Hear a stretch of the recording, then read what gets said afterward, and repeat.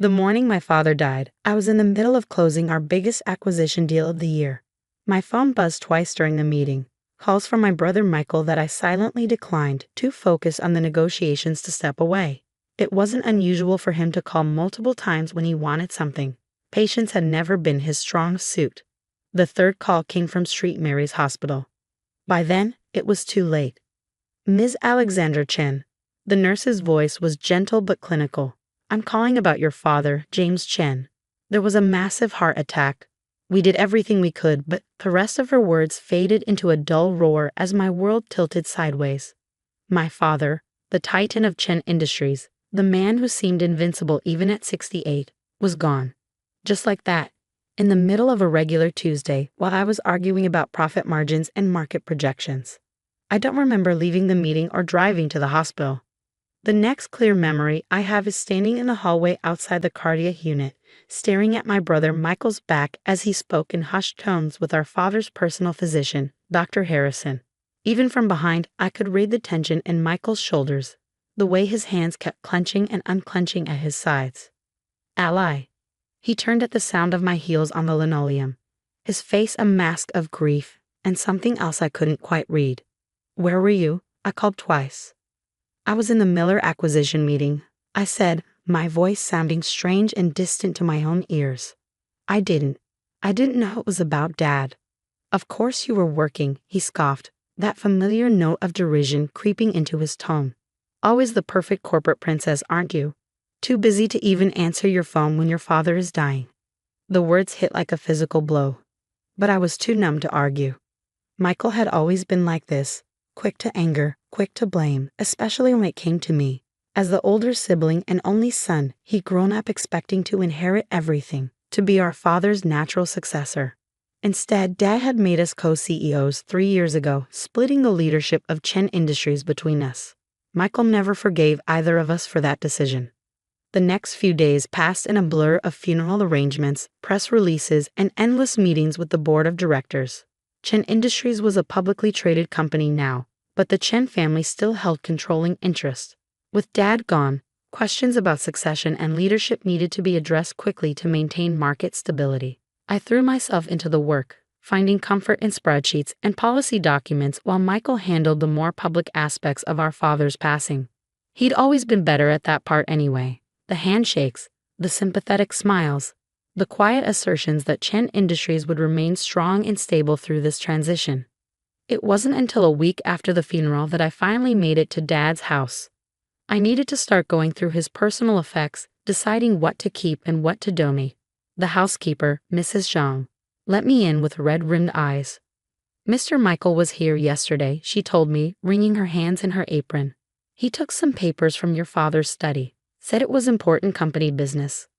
Something about her tone made me pause. What kind of papers?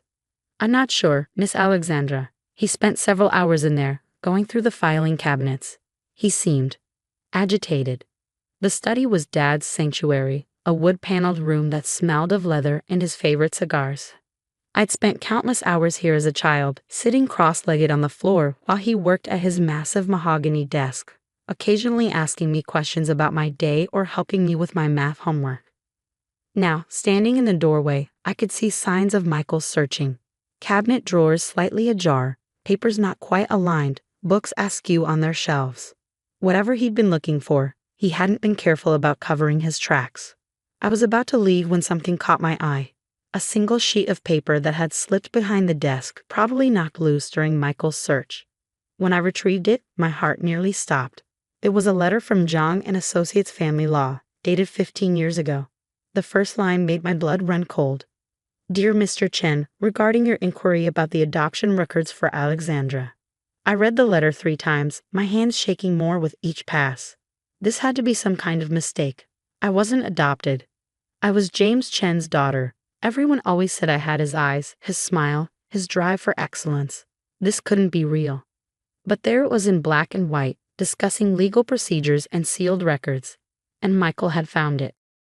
The sound of the front door opening startled me out of my shock.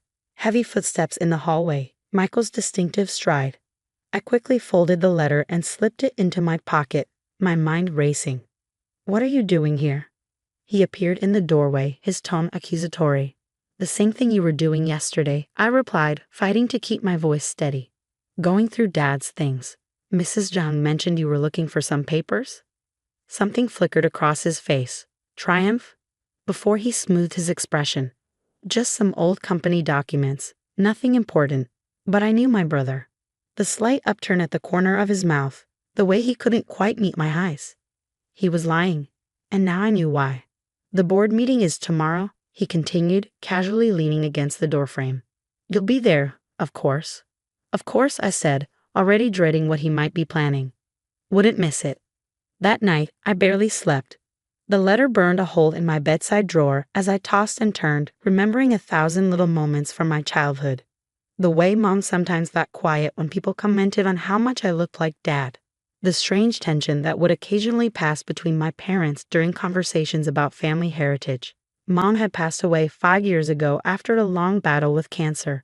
I wished desperately that I could ask her about this, get the truth from her directly. But like so many other things, that opportunity was gone. At 3 a.m., I finally gave up on sleep and called the one person I knew would still be awake.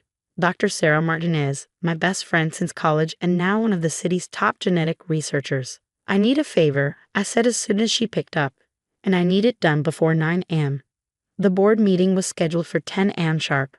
I arrived early, watching the members file in one by one. These were people I'd known for years, some since I was a child sitting in on meetings with my father.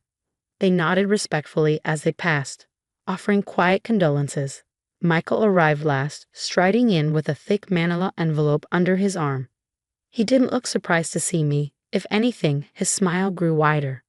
"Before we begin," he said once everyone was seated, "I have an important announcement to make, one that will significantly impact the future leadership of Chen Industries." This was it. I gripped the arms of my chair, bracing myself for what was coming. "As you all know, my father's wish was for his children to lead this company together," Michael began, his voice carrying that practiced sincerity he was so good at. "However, I recently discovered something that changes everything." He pulled a document from his envelope. I recognized it as a copy of the letter I'd found. Alexandra Chen is not actually a Chen at all. She was adopted as an infant. The room erupted in murmurs. I could feel every eye turn to me, some with shock, others with pity. Michael wasn't done. "Blood is thicker than water, sister," he said, emphasizing that last word with just enough doubt to make it sting. "The Chen family built this company. Chen blood should lead it." I moved to have Alexandra removed from her position as co-CEO, effective immediately. I let the chaos swirl around me for a moment, waited for Michael's smile to reach its peak of triumph. Then I slowly opened my purse and withdrew my own envelope. "You're right about one thing, Michael," I said, keeping my voice clear and steady just like Dad had taught me. "Blood is thicker than water." The silence in the boardroom was absolute as I stood, smoothing down my charcoal gray blazer, the one Dad had given me for my last birthday. "Before anyone votes on Michael's motion, I think we should review all the evidence, don't you?" Michael's smile faltered slightly. "The adoption papers speak for themselves, Alexandra. There's nothing else to discuss."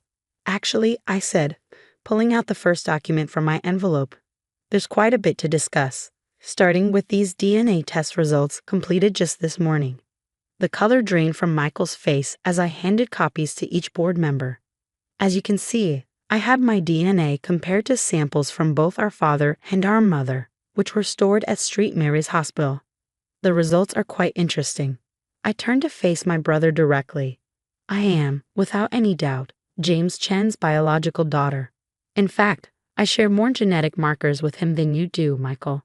Would you like to explain that?" He shot to his feet, sending his chair crashing backward. "This is ridiculous. Those results are obviously fake. Dr. Sarah Martinez from the National Genetics Institute supervised the testing personally," I continued calmly. "She's on standby to verify the results via video call if anyone has questions. But that's not even the most interesting part." I withdrew another document, this one yellowed with age. "This is a letter from Mom to Dad, dated a year before I was born. I found it last night in Dad's safe deposit box. Would you like me to read it to everyone, Michael? Or would you prefer to tell them yourself about how Mom had an affair with her tennis instructor while Dad was away on business trips?" The boardroom erupted again, but I kept my eyes fixed on my brother. His face had gone from white to gray, his hands trembling as he gripped the edge of the table. "You're lying," he whispered, but there was no conviction in his voice. "Mom confessed everything to Dad before I was born," I said, my voice softening slightly. "They worked through it, decided to stay together. Dad raised you as his own, never treating you any differently. He loved you, Michael. We all did." "That's impossible," he stammered, but I could see the memories clicking into place. The subtle differences in his appearance from Dad's side of the family that everyone had always politely ignored. The way Mom would sometimes get teary-eyed when he won tennis tournaments in high school. Dad knew that blood wasn't what made a family, I continued, addressing the board now. He chose to keep this secret to protect both Michael and our mother's reputation. And he chose to make us co-CEOs because he believed in both of our abilities, regardless of biology. I placed my hand on the stack of documents in front of me. "I have no intention of using this information to challenge Michael's position in the company. That's not what Dad would have wanted. But I will not stand by and let him use false accusations to seize control." Mr. Thompson, the head of the board and Dad's oldest friend, cleared his throat. "I think we've heard enough. Michael, do you wish to withdraw your motion?" My brother stared at the DNA results in front of him, his whole world visibly crumbling. Slowly, he nodded. "Then this meeting is adjourned," Mr. Thompson announced. "Alexandra, Michael, please remain behind." The other board members filed out, some shooting sympathetic glances our way, others clearly trying to hide their fascination with this family drama. Once we were alone, Mr. Thompson sighed heavily. "James told me everything years ago," he admitted. "Made me promise to keep the papers safe, just in case something like this ever happened. I'm sorry I didn't step in sooner, but he wanted you both to work things out on your own." Michael had sunk back into his chair, head in his hands. "Why didn't he ever tell me?" "Because he didn't want you to feel any different," I said gently, sitting beside him. "You were his son, Michael. Biology didn't matter to him." "I've been so angry," he whispered. "So jealous of how he always praised you, how he trusted you with more responsibility. I thought he was choosing you over me because you were his real daughter." "He wasn't choosing anyone," I replied. "He was trying to prepare both of us to lead together. That's still what I want, if you're willing to try." Michael looked up at me, his eyes red-rimmed. "How can you even want to work with me after what I just tried to do?" "Because you're my brother," I said simply, "and Dad taught me that family is about more than blood." The weeks that followed weren't easy.